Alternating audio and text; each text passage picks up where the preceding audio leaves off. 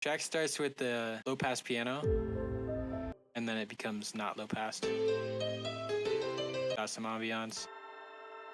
And I've got the low pass melody, little drum fill, riser, rain, bass, and piano fill. Donk. Crash? Controversial opinion, I don't put my crashes on the sidechain because it makes the transient go through better. For the drop, I've got a couple leads.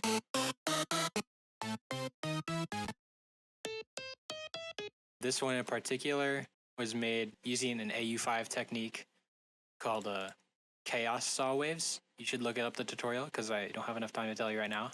Russian hard bass donks. There's a couple layers here. They got the donk. There's a couple effects on it. I'm mainly just high passing it so that I can have a separate sub, and that is this. And I'm running them into the same channel so they can be distorted together with a Camel Crusher.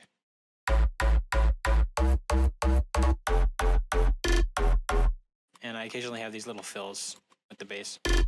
This probably violates all laws of mixing, but I don't really care because it sounded cool. And it pans from left to right.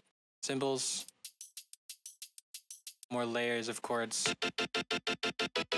This is a flex preset, all strings sustain, and I turn the release all the way down so it's very choppy. Another lead.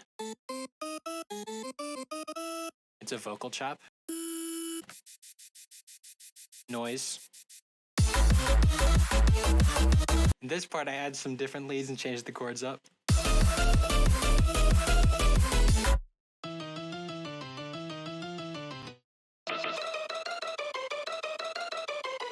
This is a pizzicato with a lot of OTT on it, so it makes a very unique sounding thing.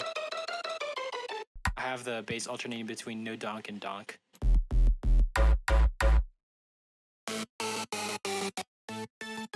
I reused these leads because I'm lazy. More piano layers. More lead layers. More piano layers. Backwards riser to make an impact effect. More noise. Some breakcore that nobody noticed. I didn't even notice it. More drum fills. More lead layers. The drums. Not even just a cymbal, like a lead. If I want anything to stick out extra, I'll just take it off the sidechain, which seems like a bad idea, but it works. Drum and bass break. I sampled this sound from the original. Fox Stevenson loops, as you have to do for drum and bass. Low pass lead that gets slowly less low passed. Bass. Bass layer. With LFO tool, new lead.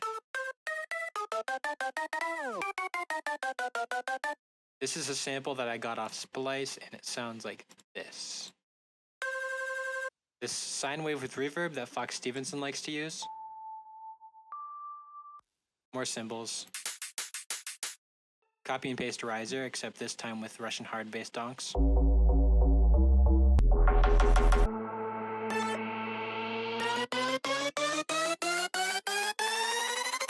I forget how I made that, but it kind of speaks for itself. More risers. Gunshot. Because she's like a sniper, apparently.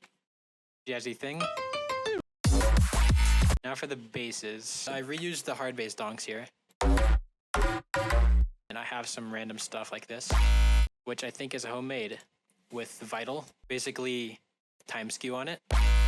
And a bunch of effects, basically distortion and stuff to make it wide, and a high pass filter.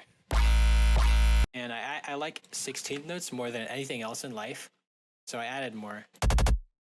This laser, which is also 16th notes. Oh, and it's layered with this pad I pitched up with an automation clip. More lasers. I'm really lazy, so I use splice presets for bass. This is my homemade preset that's been chilling in my cursed dubstep folder for a while. I couldn't tell you why I made that. And then this little thing, more random basses. ARP added halfway through. Low pass snare getting slowly not low passed. Works as a nice little riser. Yeah, so basically, the process in making this solo was you sent me like the solo part and like the bass, drums, all that shit. And I just played in my headphones, went to the piano, and jammed out for a solid like 2 hours, just playing on scale and stuff. And I was like, hey, yo, this idea sounds cool, and this idea sounds cool. And I was like, okay, practice them, feed them together, find the connectors until like 4 hours later, I think, almost at 3 a.m. actually. I got a good solo. I was like, I'm gonna pop my phone for recording and recorded this via MIDI and audio. And yeah, it was both kind of a physical pain because playing that fast for 4 hours straight actually kills your fucking hand, I'll say.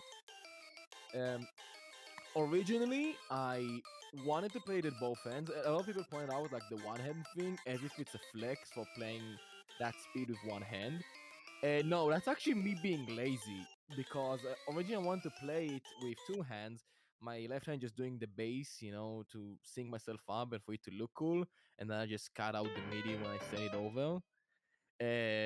But then I decided to not do that because it kind of annoys out while playing that solo. So I just did that like funny hand thing at the start, or I just go like with my arm. Yep. So it wasn't actually a flex doing it with one hand. It was actually the easier route. Yeah. It is a hard solo, and I actually need you to send me the MIDI because I want to make it into shit. You specifically asked me to Yeah. play 16th notes, I love and 16th I notes. hardly agree on that because just doing the following of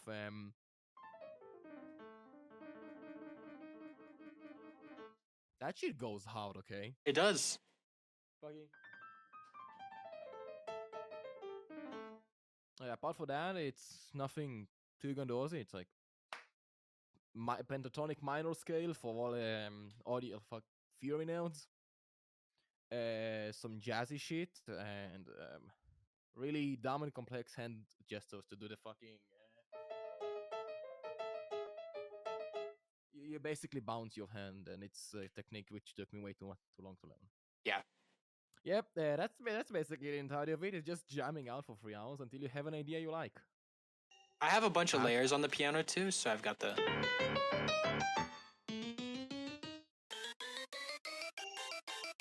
I really fucking like the pada pada pada pada thing I did. Yeah. It That goes so shit, hard. that shit has a fucking weird ass hand pattern. That was one of the most painful things to play in though, because you basically like put your hand at an angle and kind of just twist up the joint to do that. If you want jazz to sound cool, just make sure none of the notes actually hit the scale and it's dissonant as fuck. Don't actually do it. Play on scale, but put some random you know, that random ass off note that just sounds really weird because man, does it hell does it sound good.